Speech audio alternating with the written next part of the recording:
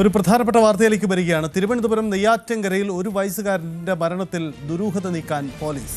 കുഞ്ഞിന്റെ മാതാപിതാക്കളുടെ മൊഴി രേഖപ്പെടുത്തിയെങ്കിലും പിതാവ് ഇപ്പോഴും പോലീസിന്റെ നിരീക്ഷണത്തിലാണ്. പിതാവ് നൽകിയ ബിസ്ക്കറ്റ് കഴിച്ചതിന് പിന്നാലെയാണ് കുഞ്ഞ് കുഴഞ്ഞു വീണതെന്ന ആരോപണത്തെ തുടർന്നാണ് ഈ അന്വേഷണം നടക്കുന്നത്.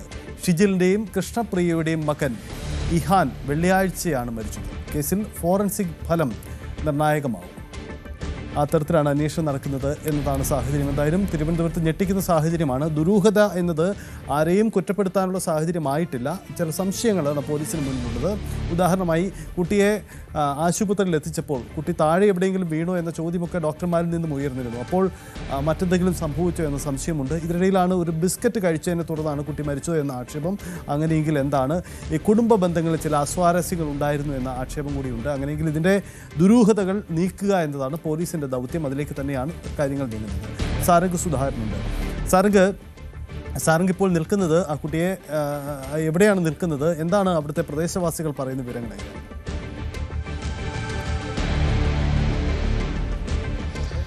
സജിത്ത്, നമ്മളിപ്പോൾ ഉള്ളത് കുട്ടിയുടെ അമ്മയുടെ വീട്ടിനടുത്താണ്. അതായത് ഈ ഒരു അപകടം നടന്നത്, അല്ലെങ്കിൽ ഈ മരണം സംഭവിച്ചത് ഈ ഒരു വാടക ഷിജിലും കൃഷ്ണപ്രിയയും വാടകയ്ക്ക് താമസിക്കുന്ന നെയ്യാറ്റിൻകരയിലെ വീട്ടിലാണ്. അതിനുശേഷം അവിടെ നിന്നും ആശുപത്രിയിലേക്ക് എത്തിച്ചപ്പോഴാണ് മരണം സ്ഥിരീകരിച്ചത്. ഇതിൽ സജിത്ത് സൂചിപ്പിച്ച പോലെ തന്നെ ഈ ഒരു അമ്മയുടെ ബന്ധുക്കളാണ് പരാതിയുമായി ആദ്യം രംഗത്ത് വന്നത്.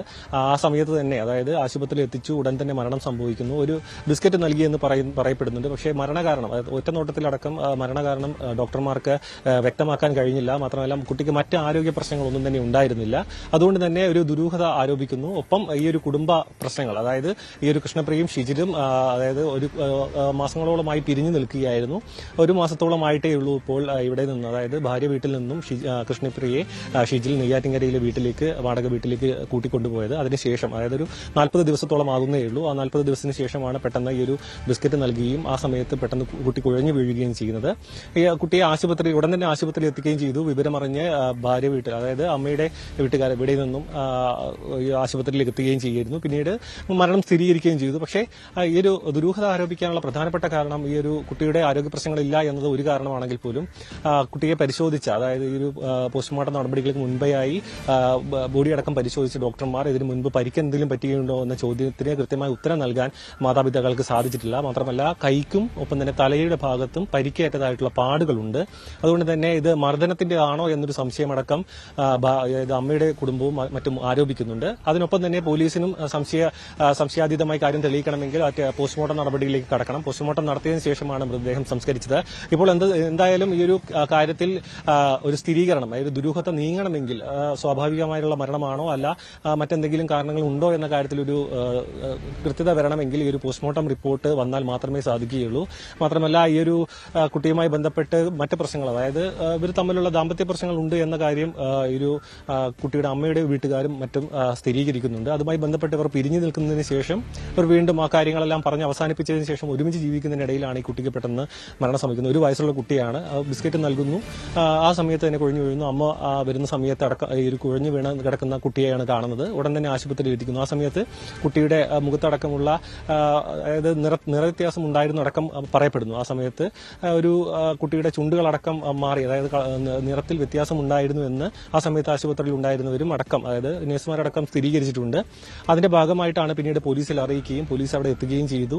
ഒപ്പം കുടുംബാംഗങ്ങൾ, അതായത് ഈ വിവരം അറിഞ്ഞെത്തിയ ഭാര്യ വീട്ടിലെ, അതായത് അമ്മയുടെ കുടുംബാംഗങ്ങൾ അവിടെ വെച്ച് പ്രശ്നമുണ്ടാക്കുകയും അതിന്റെ ഭാഗമായി പോലീസ് എത്തുകയും ചെയ്തു.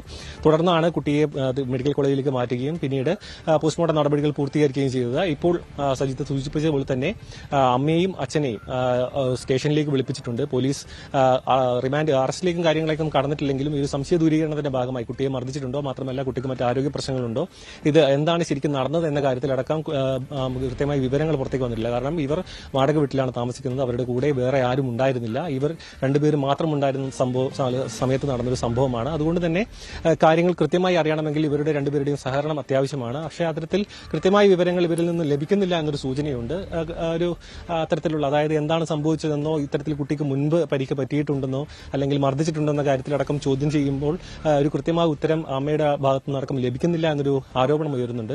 ഈ ഒരു കഴിഞ്ഞ ദിവസം അടക്കം പോലീസ് ഇവിടെ വീട്ടിലെത്തിയിരുന്നു. അമ്മയുടെ വീട്ടിൽ വന്നതിന് ശേഷം പോലീസ് ഇവിടെ വെച്ച് തന്നെ, അതായത് വനിതാ പോലീസിന്റെ സാന്നിധ്യത്തിൽ അമ്മയെ ഇവിടെ നിന്ന് തന്നെ കൂടുതൽ കാര്യങ്ങൾ ചോദിച്ചറിയാൻ ശ്രമിച്ചിരുന്നു. ആ സമയത്തും കൃത്യമായ ഒരു സഹകരണം പോലീസിന്റെ ഭാഗത്തു നിന്നും പോലീസിനോട് ഉണ്ടായിട്ടില്ല എന്ന ആരോപണം നിലനിൽക്കുന്നുണ്ട്. അതിനുശേഷമാണ് ഇവിടെ നിന്നും സ്റ്റേഷനിലേക്ക് അവരെ വിളിപ്പിച്ചത്. കഴിഞ്ഞ ദിവസം പറഞ്ഞു വിടുകയും ഇന്ന് വീണ്ടും ഈ കാര്യവുമായി ബന്ധപ്പെട്ട് സ്റ്റേഷനിലേക്ക് വരാൻ വേണ്ടി അറിയിച്ചിട്ടുണ്ട്. ഇപ്പോൾ അമ്മയും അച്ഛനും ഇപ്പോൾ സ്റ്റേഷനിൽ തന്നെ തുടരുകയാണെന്നാണ് നമുക്ക് ലഭിക്കുന്ന വിവരം. എന്തുതന്നെയായാലും ഇതിൽ മാതാപിതാക്കളിൽ നിന്നും ലഭിച്ച വിവരത്തിന്റെ അടിസ്ഥാനത്തിലും ഒപ്പം ഫോറൻസിക് ഫലങ്ങളുടെ അടിസ്ഥാനത്തിലും അതിനുശേഷം പോസ്റ്റ്മോർട്ടം റിസൾട്ട് അടക്കം വരേണ്ടതുണ്ട്.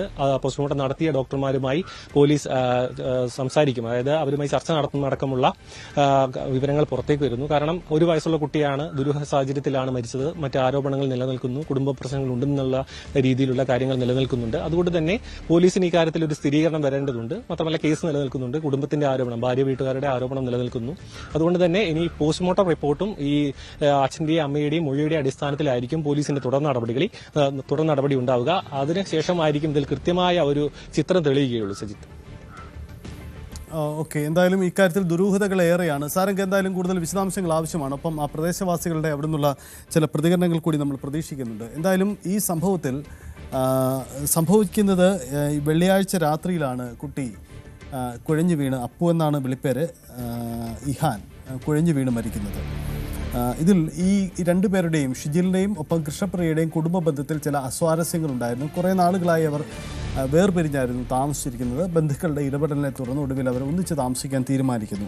ഈ സംഭവ ദിവസമുണ്ടായ ചില കാര്യങ്ങളാണ് സംശയത്തിന് ഇടവെക്കുന്നത്. അത് കൃഷ്ണപ്രിയ തന്നെ ഇക്കാര്യം പോലീസിന് നൽകിയ മൊഴിയിൽ പറയുന്നുണ്ടെന്നാണ് മനസ്സിലാവുന്നത്. അതായത് ബിസ്ക്കറ്റും ഒപ്പം തന്നെ മുന്തിരിങ്ങയും കുട്ടിക്ക് കഴിക്കാനായി നൽകി. ഇത് കഴിച്ചതിന് തുന്നാതെ കുട്ടിയുടെ വായിൽ നിന്ന് നുരയും പതയും വരുന്ന സാഹചര്യം ഉണ്ടായി. ഇത് ശരീരത്തിൻ്റെ നിറം മാറുന്നു. അപ്പോൾ ഒരു വിഷാംശം അതിലുണ്ടോ എന്നൊരു സംശയമാണ് പെൺകുട്ടിയുടെ, കൃഷ്ണപ്രിയയുടെ ബന്ധുക്കളും കൃഷ്ണപ്രിയയും അടക്കം സംശയിക്കുന്ന ഒരു കാര്യം. ഇതാണ് പോലീസിനോട് ഇവർ പറയുകയും ചെയ്തത്. ഇതേ തുടർന്നാണ് കുട്ടിയുടെ പെട്ടെന്ന് മറ്റ് കാരണങ്ങളൊന്നുമില്ലാതെ മരണം. ഇതിന് എന്താണ് സംഭവിച്ചത് എന്ന കാര്യത്തിൽ അവർ അന്വേഷണം കൂടി നടക്കുന്നത്.